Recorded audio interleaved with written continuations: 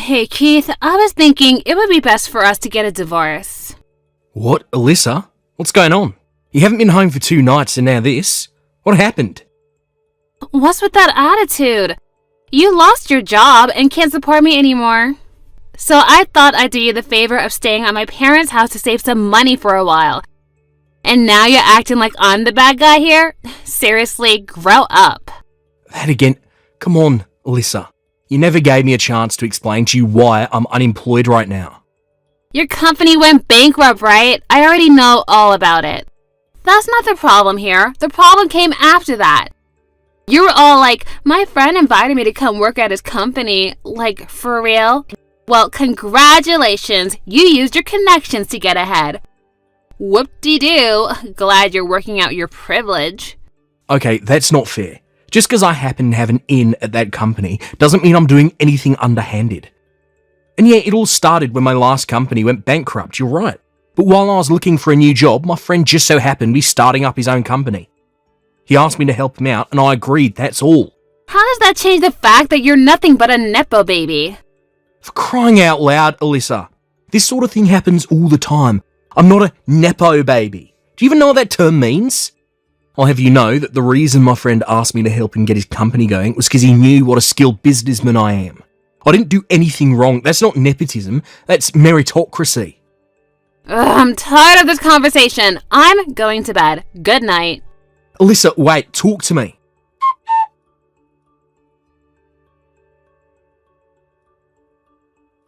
Hey, Alysa. You stopped by the house this afternoon, didn't you? I've been wanting to move my stuff out the house, so I thought I'd stop by on the day that I knew you had work. You moved your stuff out? Why? You still don't get it. Do I really need to spell it out for you? No, I've got no idea what this means. That thing you left on the living room table, I have absolutely no idea what it is or what it's for. Oh my god, you are so pathetic. Can't you tell by looking at it? I don't know, maybe this is the first time you've ever seen one of these in person. But it's not like you can read plain English. What is written on the top page? What am I supposed to be reading? Were you always this dumb? It says, in black and white, clear as crystal, divorce agreement. Oh. Look, I know you were always more of a numbers guy than a books guy, but you can read, right? You're not completely illiterate, are you? Anyone with a 5th grade education should be able to read that. So this is a divorce agreement? Yes, that's what I've been telling you. I already signed everywhere I needed to, so hurry up and sign it, then submit it to the courthouse, got it? I don't want to have to wait one more day to marry my new boyfriend. Send me the text once you finished everything and submitted it, and do it as soon as possible.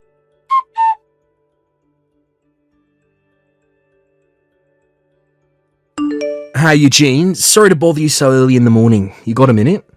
Oh, hey Keith. What's up? The company you started, it has employee housing, right? Yeah, a couple of the guys I hired were single dudes from out of town, so I thought it would be good to help them out a bit. My dad owns a couple apartment buildings, so I'm renting one of them from him to use for employee housing. There any openings left? Wait, what? I mean, yeah, there are, but they're not really designed for couples.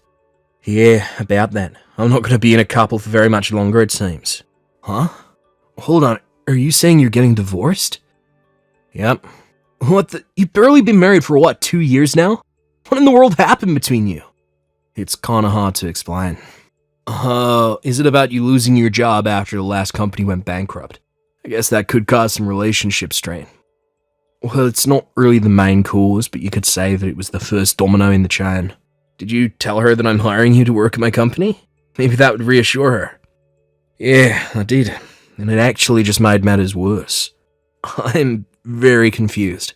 Don't get me wrong, I definitely don't blame you. It's not your fault at all.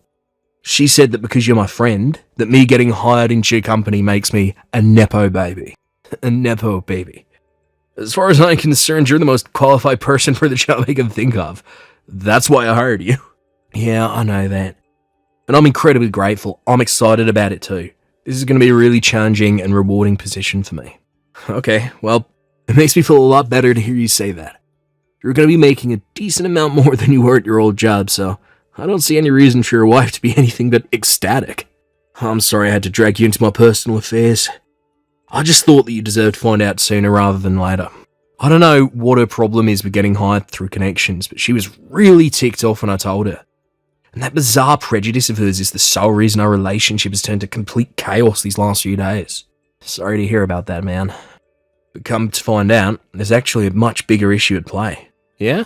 What is it? Well, yesterday, I found out that my wife actually has a totally unrelated reason for being so ridiculous about getting hired into your company. Go on. She's seeing another guy. What? Seriously? I'm pretty sure, yeah. I'm betting she thought if she divorced me while I'm unemployed, she could get a better share of the assets during our divorce proceedings. However, you inviting me over to your company threw a wrench into her plans, since it meant that I'd be getting a new and better job a lot sooner than she had planned on. So she's just doing the whole "you're a nepo baby" act to buy time. If she can either delay me joining your company or get the plan nixed altogether, all the better for her, right? Ah, yeah, that would make sense.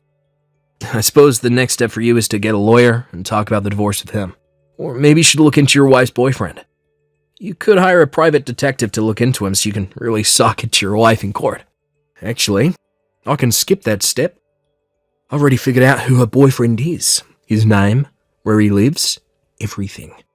Wow, really? That was fast. I bet that most guys in a position like mine would be pretty depressed about the situation, blame themselves and just in general have a pretty negative outlook on life. But honestly, noticing the critical clue that Alyssa left for me has actually made this pretty interesting for me. She was careless in a rush to divorce me, and now it's my turn to get back at her. Of course, I'll still get a private detective so I can get some hard evidence to use in court. Well, I'm not really sure I understand the situation, but I'm glad you're having fun, I guess. Anyway, for the time being, I should go ahead and get a room for you ready in the company apartment, right? Yeah, I'd really appreciate you taking care of that for me. Gotcha. Let me know if there's anything I can do to help. If I need anything, you'll be the first person I'll call.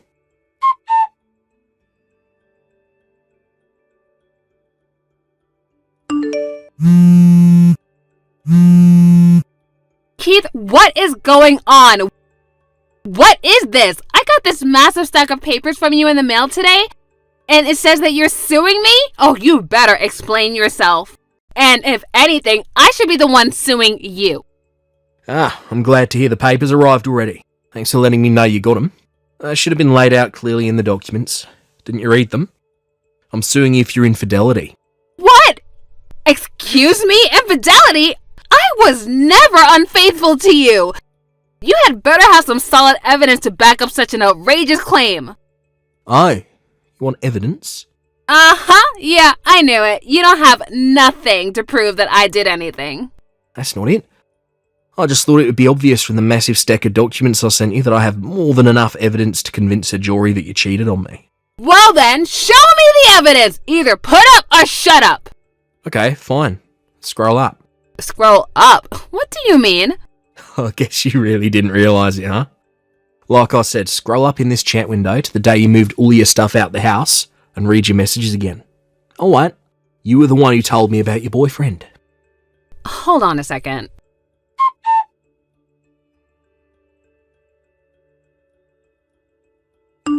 Oh, okay, so this is obviously one big, huge misunderstanding.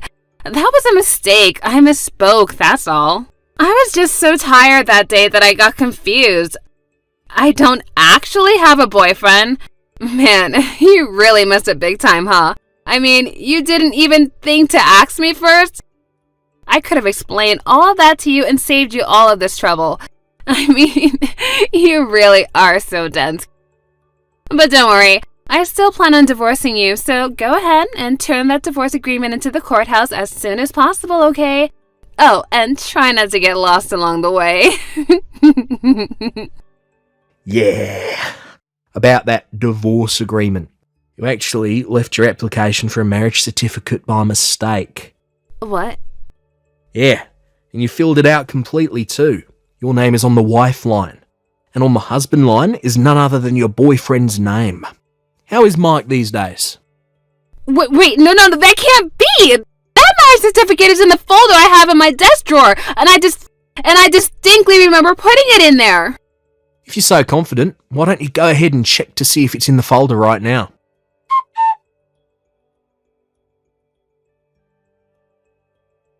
It's not there!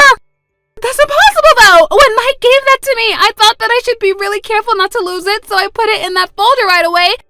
And the folder I left at our house was the one with the divorce agreement in it. Yeah, I had a feeling you switched the folders by accident. But seriously, this all happened 2 weeks ago, and you still hadn't noticed? Ah, I see. So you were so afraid about losing it that you missed your chance to notice it was gone before it's too late. Mike's the guy that was hitting on you about a year ago, wasn't he? You still seeing him? No, give me back the marriage certificate application! How about this? I'll trade you the marriage thing for your divorce agreement. But before that, we need to settle the matter of your infidelity in court. Or you could talk to my lawyer, and we can settle. I don't have any money! Oh, you don't need to worry about that. Your parents said they'd cover the bill for you. Isn't that nice of them? They're a great couple of people. What? Of course you're going to have to pay them back for it. They were very explicit about it not just being a gift, so hope you're prepared for that. You told my parents about everything? I was just looking out for my own interests. Couldn't have you running away from paying me what you owe me, could I? I'm going to have to talk to Mike about this. I wouldn't waste your time trying to contact him. I doubt he'll be very responsive to you. What? Why? I'm suing him too, and already sent him his package the other day. Oh, wait. How do you even have his address? Isn't it obvious? It was written on your marriage certificate application. Oh yeah, I forgot. Coincidentally, Mike's parents are going to be paying his settlement to me just like yours are for you. They've taken away his phone and sent him to his uncle's company to work off the debt. I asked them what business his uncle was in, and they said, you're better off not knowing. They did say they were sure he'd be whipped into shape in no time, whether he likes it or not, so good news, I guess. Oh no, I really screwed up. Oh, you can say that again. From now on, all of our communications will take place through my lawyer. You can give the divorce agreement you mixed up with your marriage certificate application to him. We'll talk more about the terms of our divorce after my lawsuit against you for infidelity is taken care of. Well, after thinking it over, maybe we can work things out between us, Not happening. Goodbye. Wait, hold on, Keith, wait! I changed my mind! I don't want to get a divorce anymore! Keith, please!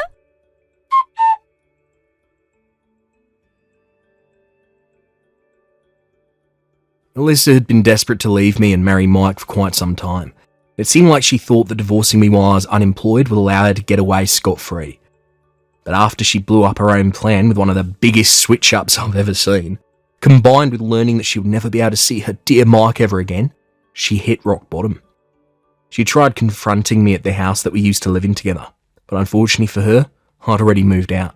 I'd already moved into the employee housing for Eugene's company by that time. Knowing she would never get a chance to speak to me again either, she fell even further into a depression. She snapped out of that pretty quickly. Her parents came along to collect on her debt. She's now stuck doing office work at a nearby company during the day and doing janitorial work at the same company during the night. According to her parents, as soon as she pays off every last cent that she owes them, they're kicking her out of the house and cutting her out of their lives. They've already got a lawyer working on writing her out of their will. Thank you for watching. Please subscribe and hit the like button. See you next time.